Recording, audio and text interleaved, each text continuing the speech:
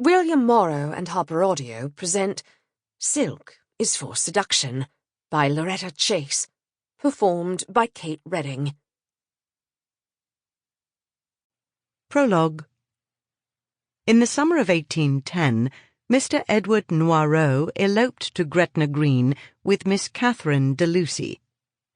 Mr. Noirot had been led to believe he was eloping with an English heiress, whose fortune, as a result of this rash act, would become his exclusively. An elopement cut out all the tiresome meddling in the form of marriage settlements by parents and lawyers. In running off with a blue-blooded English lady of fortune, Edward Noirot was carrying on an ancient family tradition. His mother and grandmother were English.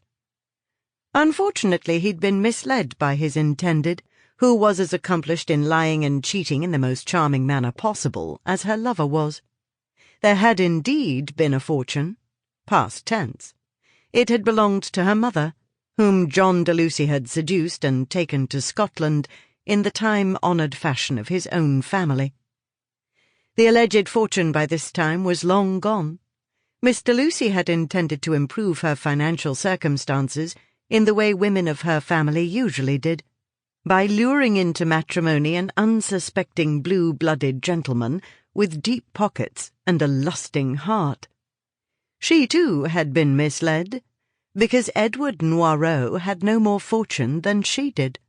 He was, as he claimed, the offspring of a French count, but the family fortune had been swept away, along with the heads of various relatives, years before, during the Revolution. Thanks to this comedy of errors, the most disreputable branch of one of France's noble families was united with its English counterpart, better known and loathed in the British Isles as the dreadful de Lucys. The listener will easily imagine the couple's chagrin when the truth came out shortly after they'd made their vows. The listener will undoubtedly expect the screaming, crying, and recriminations usual on such occasions. The listener, however, would be mistaken. Being the knaves they were, and furthermore quite truly in love, they laughed themselves sick. Then they joined forces. They set about seducing and swindling every dupe who crossed their path. It was a long and convoluted path.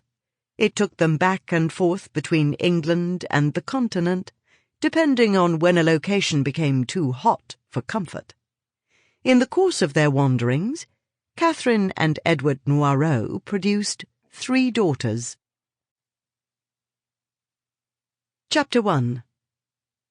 The Lady's Dressmaker. Under this head we shall include not only the business of a mantua-maker, but also of a milliner.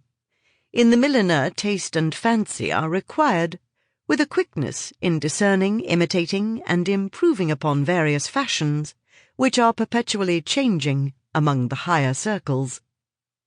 The Book of English Trades and Library of the Useful Arts, 1818. London, March, 1835.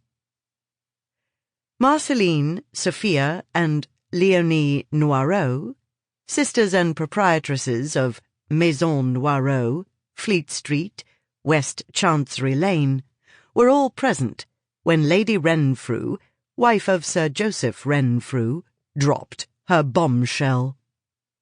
Dark-haired Marcelline was shaping a papillon bow meant to entice her ladyship into purchasing Marceline's latest creation. Fair-haired Sophia was restoring to order one of the drawers ransacked earlier for one of their more demanding customers.